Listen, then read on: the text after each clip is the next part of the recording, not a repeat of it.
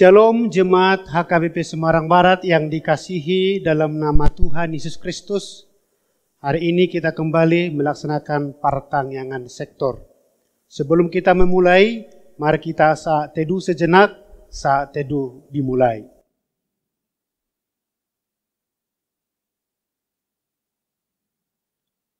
Amin. Mari kita bernyanyi dari buku ND nomor 135 ayat 1 dan ayat 2.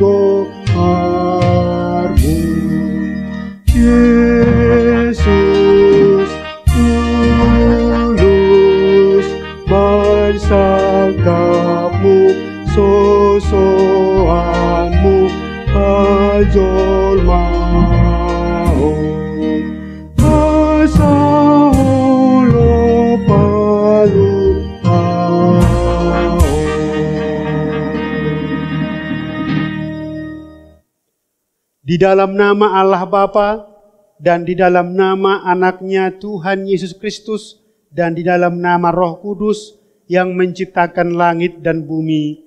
Amin. Allah yang telah mengasihi kita dan yang telah mengutus anaknya sebagai pendamaian bagi dosa-dosa kita. Saudara-saudara yang kekasih, jikalau Allah sedemikian mengasihi kita, maka haruslah kita juga saling mengasihi. Haleluya. Marilah kita berdoa. Ya Tuhan Allah Bapa kami yang di sorga, kami mohon kepadamu, berilah Roh Kudus yang ke dalam hati kami, dan biarlah kasih dan kebenaran yang dikerjakan oleh anakmu Yesus Tuhan kami, tinggal tetap di dalam hati kami. Bimbinglah kami pada masa pencobaan, kuatkanlah kami melakukan kehendak-Mu, dan agar kami selalu bergembira mengharap pertolongan-Mu, di dalam Yesus Kristus Tuhan kami. Amin. Epistel pertanyaan kita pada saat ini tertulis dalam Kejadian 2 ayat 18 sampai 25. Kita dengarkan bersama-sama demikian firman Tuhan. Tuhan Allah berfirman, "Tidak baik kalau manusia itu seorang diri saja. Aku akan menjadikan penolong baginya yang sepadan dengan dia." Lalu Tuhan Allah membentuk dari segala tanah binatang hutan dan segala burung di udara. Dibawanyalah semuanya kepada manusia itu untuk melihat bagaimana ia menamainya. Dan seperti nama yang diberikan manusia itu kepada tiap-tiap makhluk yang hidup, demikianlah nanti nama makhluk itu. Manusia itu memberi nama kepada segala ternak, kepada burung-burung di udara, dan kepada segala binatang hutan. Tetapi baginya sendiri, ia tidak menjumpai penolong yang sepadan dengan dia. Lalu Tuhan Allah membuat manusia itu tidur nyenyak. Ketika ia tidur, Tuhan Allah mengambil salah satu rusuk daripadanya, lalu menutup tempat itu dengan daging. Dan dari rusuk yang diambil Tuhan Allah dari manusia itu, dibangunnyalah seorang perempuan, lalu dibawanya kepada manusia itu. Lalu berkatalah manusia itu, inilah dia, tulang dari tulangku dan daging dari dagingku.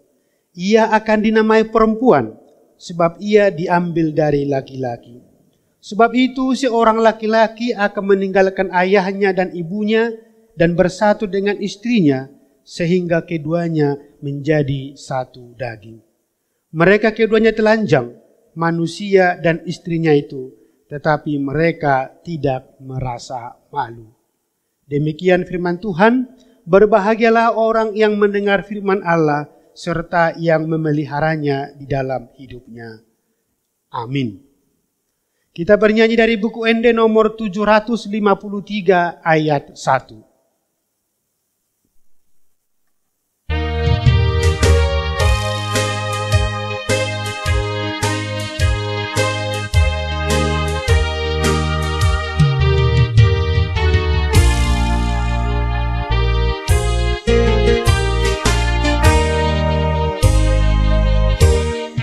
Perjalanan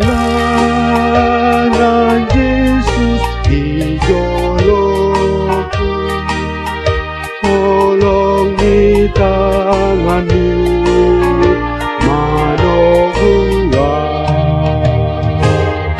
yang bingoluku podo sombao tungsonang merdalan rapona ubododo takas panoguanmu diiring odola kaki saat kau di ujung pergalaku togu maaf donok tulang bumi.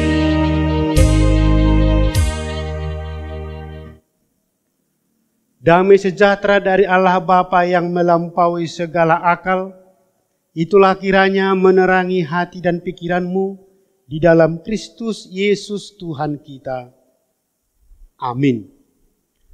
Saudara-saudara yang dikasihi dalam nama Tuhan Yesus Kristus, firman Tuhan yang menjadi khotbah dalam pertanyaan sektor malam ini tertulis dalam 1 Korintus 11 ayat 8 sampai 12. Kita dengarkan bersama-sama, demikian firman Tuhan. Sebab laki-laki tidak berasal dari perempuan, tetapi perempuan berasal dari laki-laki. Dan laki-laki tidak diciptakan karena perempuan, tetapi perempuan diciptakan karena laki-laki. Sebab itu perempuan harus memakai tanda wibawa di kepalanya oleh karena para malaikat. Namun demikian, dalam Tuhan tidak ada perempuan tanpa laki-laki dan tidak ada laki-laki tanpa perempuan. Sebab sama seperti perempuan berasal dari laki-laki, demikian pula laki-laki dilahirkan oleh perempuan, dan segala sesuatu berasal dari Allah. Demikian firman Tuhan. Saudara-saudara yang dikasihi dalam nama Tuhan Yesus Kristus, dalam catatan sejarah bahwa kedudukan laki-laki dan perempuan jelas tidak sama. Begitu banyak perbedaan antara laki-laki dan perempuan di dalam catatan sejarah dunia ini. Selain di Indonesia juga, hal itu juga terjadi dalam suku Batak. Tetapi setelah datangnya Injil ke tanah Batak, banyak perubahan yang terjadi. perempuan memiliki hak yang sama dengan laki-laki, termasuk dalam memberitakan firman Tuhan. Hal itu terbukti dalam catatan sejarah HKBP bahwa sejak tahun 1889 sudah ada pengajaran kepada para perempuan, yaitu para ibu rumah tangga, perempuan yang masih gadis, bahkan kepada anak-anak perempuan. Tohonan Bibelfro itu dulu awalnya dari para ibu-ibu yang sudah janda atau yang sudah mabalu, ditinggal meninggal suaminya. Mereka dikumpulkan belajar Alkitab, diajari berkhotbah, maka ada istilah parjamita ina yang sekarang kita sebut sebagai Bibelfro. Dan yang mengajar mereka dahulu awalnya dalam catatan sejarah HKBP yaitu Hester Nedam, Nona Tora, dan juga Niman. Dan juga sudah ada tohonan diakones. Jadi para perempuan telah terlibat dalam pelayanan pemberitaan firman Tuhan dan juga dalam kegiatan-kegiatan sosial di tengah-tengah gereja dan juga di tengah-tengah masyarakat. Artinya HKBP, suku Batak, cepat menerima pembaharuan bahwa perempuan telah ikut dilibatkan dalam tugas pelayanan di tengah-tengah gereja. Nah, kita melihat konteks di 1 Korintus saat ini, bahwa di dalam tradisi orang Yahudi, perempuan tidak memiliki hak dan kebebasan yang sama dengan laki-laki. Namun dalam perikop ini Rasul Paulus memberikan kebebasan kepada perempuan di dalam gereja. Hal ini terlihat dari diperbolehkannya mereka melayani dalam persekutuan di rumah Tuhan. Namun di samping kebebasan itu, Paulus memberikan persyaratan bahwa dalam kebebasan untuk melayani tersebut, perempuan harus mengenakan tudung seperti diungkapkan di dalam ayat 7 dalam pasal 11 ini. Mengapa? Ada dua alasan yang bisa disampaikan dalam hal ini. Alasan pertama, bagi mereka yang sudah menikah, jika tidak menudungi kepalanya itu menandakan ketidaksetiaannya kepada suaminya. Artinya, bagi perempuan yang memilih untuk menikah, dia harus mengenakan tudung di kepalanya jika dia berada di tengah-tengah masyarakat. Dan yang kedua, dalam dunia Yunani dan juga Yahudi, suami adalah kepala dari istri. Ketika istri tidak menudungi kepalanya, itu sama dengan halnya ia menghina suaminya. Itulah sebabnya Rasul Paulus menginginkan suatu perbedaan yang sangat hakiki bagi perempuan yang melayani, yaitu bahwa dia adalah perempuan yang setia terhadap suami dan juga menghormati suaminya. Namun meskipun demikian, Paulus perlu juga menegaskan bahwa keharusan wanita atau keharusan perempuan memakai tudung ini tidak berarti menunjukkan perempuan lebih rendah daripada laki-laki. Karena baik laki-laki maupun perempuan sama berharga di mata Tuhan dan saling memerlukan antara yang satu dengan yang lain. Demikian juga di masa kini, perempuan tidak boleh direndahkan atau diperlakukan sewenang-wenang hanya karena ia adalah kaum yang lebih lemah. Justru Alkitab mencatat demikian supaya para laki-laki melindungi, mengayomi, dan mengasihi perempuan. Perempuan juga harus mendapatkan kesempatan yang sama dengan laki-laki dalam bidang apapun, termasuk di dalam pelayanan di rumah Tuhan. Saudara-saudara, Bapak Ibu yang dikasihi dalam nama Tuhan Yesus Kristus, di dalam karir di zaman sekarang ini, laki-laki dan perempuan mempunyai kesempatan yang sama. Siapa bisa, dia yang dapat. Bahkan ada dalam beberapa situasi dan kesempatan, perempuan bisa lebih terampil daripada laki-laki lebih terpilih daripada laki-laki, tentu itu didukung oleh kemampuan dan keuletan seorang perempuan. Ada kelebihan perempuan dari laki-laki, yang memang juga ada kelebihan laki-laki daripada perempuan. Tetapi dalam hal tertentu bisa perempuan mendominasi. Bahkan Indonesia sudah menunjukkan presiden sudah pernah dipimpin oleh seorang perempuan. Dan juga dalam kesempatan itu tentu perempuan mengingat tanpa melupakan peran dan fungsinya yang unik sebagai perempuan. Perempuan tidak boleh melupakan perannya yang unik, saya katakan di sini. Apa peran dan fungsi yang unik dari seorang perempuan? Yaitu kodratnya. Itu tidak bisa dilawan atau disangkal. Bagi perempuan yang memilih untuk menikah, tidak boleh mengabaikan kodratnya sebagai seorang perempuan. Apa itu? Bisa saya katakan di sini, kodrat seorang perempuan yang memilih untuk menikah. Pertama, melayani suami. Yang kedua, hamil. Yang ketiga, melahirkan. Dan keempat, menyusui anak. Kodrat ini tidak merendahkan seorang perempuan. Tidak membedakan perempuan dan laki-laki. Justru menunjukkan kehormatan dan kemuliaannya sebagai seorang perempuan. Dalam Galatia 3 ayat 28 Rasul Paulus mengatakan, dalam hal ini tidak ada orang Yahudi atau orang Yunani, tidak ada hamba atau orang merdeka, tidak ada laki-laki atau perempuan, karena kamu semua adalah satu di dalam Kristus. Dalam hubungannya dengan ayat 12 dalam nas ini, bahwa segala sesuatu berasal dari Allah, artinya adalah kehormatan atau wibawa seorang laki-laki dan perempuan ditentukan oleh ketaatan dan ketundukannya kepada Allah di dalam menjalankan peran masing-masing secara bertanggung jawab. Sebab Allah adalah sumber segalanya. Di dalam Tuhan tidak ada laki-laki tanpa perempuan. Begitu juga perempuan tidak ada tanpa laki-laki.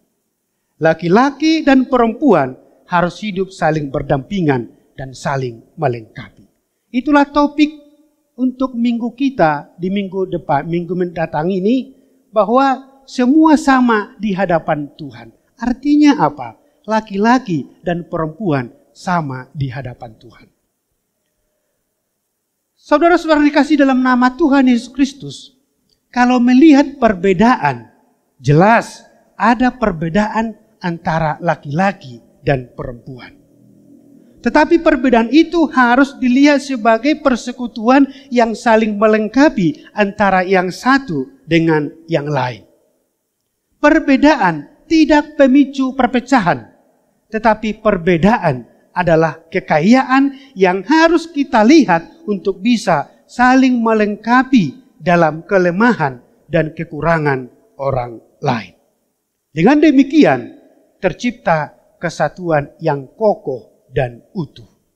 Maka firman Tuhan mengajak kita pada saat ini, mari kita bersama-sama bergandengan tangan sebagai satu tim, laki-laki dan perempuan, untuk melaksanakan tugas panggilan kita masing-masing, untuk menjalankan dan melaksanakan peran kita masing-masing. Dan itu semuanya adalah untuk menunjukkan kemuliaan Tuhan di dalam hidup kita. Amin, kita berdoa. Terima kasih Bapa di sorga, dalam firman-Mu yang menyapa kami pada saat ini. Kami sungguh terberkati dengan firman-Mu yang mengatakan bahwa kami semua sama di hadapan-Mu. Segalanya bersumber daripada-Mu. Laki-laki dan perempuan di dalam segala perbedaannya adalah harus saling menopang, saling mengisi di dalam segala kekurangan kelebihan. Biarlah Tuhan Engkau mempersatukan kami dalam peran masing-masing untuk bisa saling melengkapi. Seorang laki-laki, seorang perempuan hidup saling melengkapi hidup saling menopang, sehingga setiap tugas-tugas pelayanan sesuai dengan panggilan kami masing-masing dapat kami laksanakan dengan sukacita. Terima kasih Bapa, berkatilah seluruh jemaat-Mu. Dimanapun berada saat ini, Engkaulah Tuhan yang menyertai kami, memberkati kami semua. Jauhkan segala sakit penyakit dan berikanlah Tuhan berkat-Mu melimpah melalui pekerjaan yang kami kerjakan. Berkati seluruh anak-anak jemaat-Mu Tuhan, yang dalam pendidikan, yang dalam pekerjaan. Biarlah Engkau memberikan hikmat kebijaksanaan dan juga berkat yang melimpah bagi mereka semua, sehingga kesukaan tetap kami rasakan di dalam kehidupan kami. Terima kasih Bapa, kami serahkan hidup kami ke dalam tangan pengasihan-Mu, dan ampuni dosa-dosa kami Tuhan, agar kami layak di hadapan-Mu. Dalam nama Yesus Kristus kami berdoa kepadamu. Amin. Kita bernyanyi dari buku Ende nomor 820 ayat 1 sambil mengumpulkan persembahan.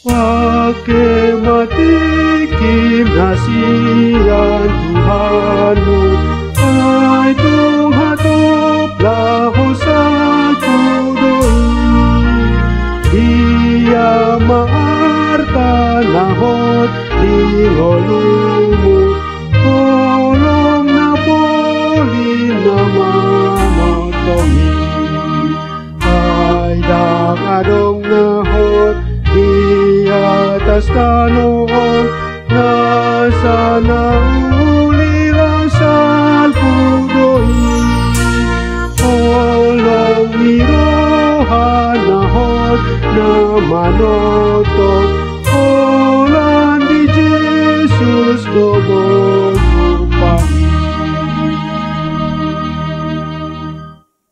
Marilah kita menyerahkan persembahan kita kepada Tuhan, kita berdoa. Ya Allah Bapa kami yang di surga, kami mengaku bahwa Tuhan adalah sumber dari segala karunia yang melimpah dalam kehidupan kami masing-masing. Sebahagian daripada karunia itu kami serahkan kembali sebagai persembahan kepada Tuhan. Terimalah dan berkatilah persembahan umat-Mu ini, agar dapat kami pergunakan untuk pekerjaan dan pelayanan kerajaan Tuhan di dunia ini. Bukalah hati kami untuk mengenal betapa banyak berkat dan karunia yang kami peroleh dari Tuhan, supaya kami senantiasa bersyukur kepadamu di dalam nama Yesus Kristus Tuhan kami. Amin. Kita bersama-sama mengucapkan doa Bapa kami. Bapa kami yang di surga, dikuduskanlah namamu, datanglah kerajaan-Mu, jadilah kehendak-Mu di bumi seperti di surga. Berikanlah kami pada hari ini makanan kami yang secukupnya, dan ampunilah kami akan kesalahan kami, seperti kami juga telah mengampuni orang yang bersalah kepada kami. Dan janganlah membawa kami ke dalam pencobaan, tetapi lepaskanlah kami daripada yang jahat. Karena Engkaulah yang mempunyai kerajaan, dan kekuasaan, dan kemuliaan sampai selama-lamanya. Amin. Anugerah Tuhan kita Yesus Kristus, kasih setia dari Allah Bapa, dan persekutuan Roh Kudus kiranya menyertai kamu sekalian. Amin. Amin. Amin.